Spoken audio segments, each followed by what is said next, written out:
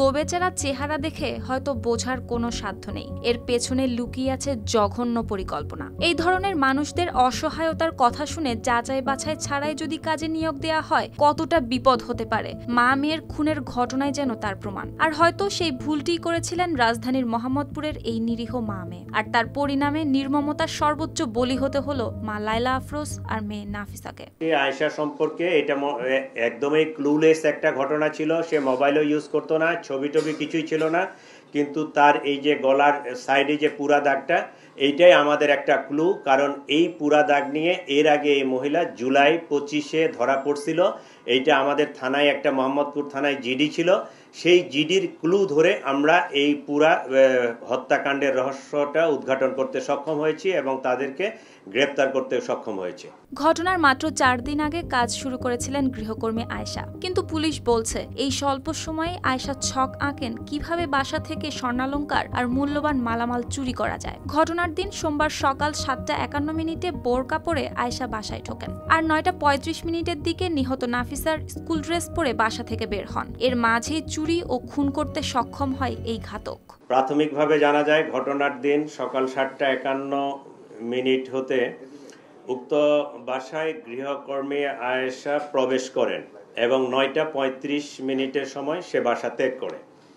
ধারণা করা হয় এই সময়ের মধ্যে উক্ত নৃশংস ঘটনা সংঘটিত হয়েছে। পুলিশ জানায় বাসা থেকে স্বর্ণালংকার ও জিনিসপত্র নিয়ে পালানোর সময় লায়লা আফরোজ তাকে ধরে ফেললেই শুরু হয় ধস্তাধস্তি। মা ও মেয়ে আয়েশাকে আটকে রাখার চেষ্টা করলেই সে দুজনকে ছুরিকাঘাত করে, এতে দুজনেই প্রাণ হারান। তদন্তে জানা যায় সন্দেহভাজন গৃহকর্মী আয়েশা ঘটনার 3 দিন পূর্বে উক্ত বাসায় গৃহকর্মীর কাজ নেয়।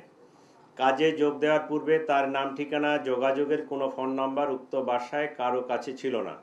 সন্দেহভাজন আয়েশাকে শনাক্ত করার জন্য পুলিশ উক্ত ভবনের আশেপাশের সিসিটিভি ফুটেজ সংগ্রহ বিশ্লেষণ করে, কিন্তু কাজে আসা যাওয়ার সময় সে মুখ ঢেকে রাখত এবং তার চেহারা শনাক্ত করা সম্ভব ছিল না। এমনকি তার বাসার ঠিকানাও কেউ জানত না। এক পর্যায়ে আয়েশা সম্পর্কে কোনো তথ্য না পেয়ে মোহাম্মদপুর থানায় গত 1 বছরে গৃহকর্মী কর্তৃক চুরির ঘটনাসমূহ পর্যালোচনা করা হয় এবং তার গলায় যে পোড়া দাগ এবং জেনেভা ক্যাম্প এলাকায় থাকে আয়েশা নামের এক গৃহকর্মীর খোঁজ পাওয়া যায়। সে গত জুলাই মাসে মোহাম্মদপুর থানার হুমায়ুন রোডের এক বাসায় চুরির ঘটনায় জড়িত ছিল। হত্যার পর দ্রুত স্কুল ড্রেস পরে বের হয়ে যায় বাসা থেকে, সাথে নিয়ে যায় স্বর্ণালংকার, মোবাইল ও ল্যাপটপ। এরপর স্বামী জামাল শিকদারকে নিয়ে ঢাকা থেকে লঞ্চে বরিশাল, এরপর সেখান থেকে ঝালকাঠির নলসিটির কয়ারচর গ্রামে শ্বশুরবাড়িতে গিয়ে আশ্রয় নেয়। আয়েশার শাশুড়ির দেয়া তথ্যে পুলিশ জানতে পারে নলসিটিতে আত্মীয়দের বাড়িতে স্বামী সহ লুকিয়ে আছেন আয়েশা। খাইয়ে উঠতে কথা কয় চাচার লাগে, এর মধ্যে সবাই আইছে পুলিশ টুলিশ আর মা আর বুইনে টুইনে সব আইছে। কইছে যে আমি এই ধরাইছি পোলারে। পরে মোহাম্মদপুর থানা পুলিশ বুধবার সকালে কয়ারচর থেকে আয়েশা ও তার স্বামীকে গ্রেপ্তার করে। প্রাথমিক জিজ্ঞাসাবাদে আয়েশা খুনের বিষয়টি স্বীকার করে জানায় মা মেয়েকে হত্যার উদ্দেশ্য ছিল না তার, চুরি ধরা পড়ে যাওয়ায় আতঙ্কিত হয়ে এমন কাণ্ড ঘটিয়েছেন। চাঞ্চল্যকর এই জোড়া খুনের কারণ অনুসন্ধানে আয়েশা বলে, কাজে আসার দ্বিতীয় দিনে সে বাসা থেকে 2000 টাকা চুরি করে। এ নিয়ে গৃহকর্ত্রী আয়েশাকে প্রশ্ন করলে তার সাথে গৃহকর্ত্রীর বাক বিতণ্ডা হয়। লায়লা আফরোজ আয়েশাকে পুলিশে দেওয়ার ভয় দেখান। চতুর্থ দিন কাজে আসার সময় আয়েশা বাসা থেকে একটি সুইচ গিয়ার চাকু নিয়ে আসে। ঘটনার দিন টাকা চুরি নিয়ে তাদের মধ্যে আবারও কথা কাটাকাটি হয় এবং ধস্তাধস্তির এক পর্যায়ে আয়েশা গৃহকর্ত্রী লায়লা আফরোজকে সুইচ গিয়ার দিয়ে এলোপাতাড়ি ছুরিকাঘাত করে।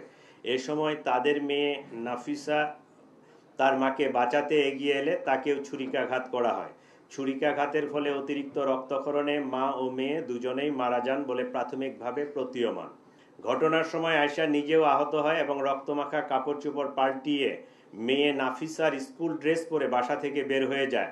যাওয়ার সময় ব্যাকপ্যাকে একটি ল্যাপটপ, মোবাইল ফোন আরও কিছু জিনিসপত্র নিয়ে যায়। বাসা থেকে বের হয়েছে সোহরাওয়ার্দী মেডিকেলের ভিতরে গিয়ে পুনরায় কাপড় পাল্টিয়ে তার নিজের কাপড় পরিধান করে সে সাভারের উদ্দেশ্যে রওনা হয়। পরবর্তীতে সে চুরি করা ফোন, রক্তাক্ত কাপড় চোপড় সিঙ্গাইর ব্রিজ হতে নদীতে ফেলে দেয়। এ ঘটনায় নিহত নাফিসার বাবা স্কুল শিক্ষক আজিজুল ইসলাম মামলা করেছেন মোহাম্মদপুর থানায়। তদন্ত সংশ্লিষ্টরা বলছেন, এ ধরনের অনাকাঙ্ক্ষিত ঘটনা এড়াতে আরও সচেতন হওয়া উচিত গৃহকর্মী নিয়োগ দেওয়ার ক্ষেত্রে।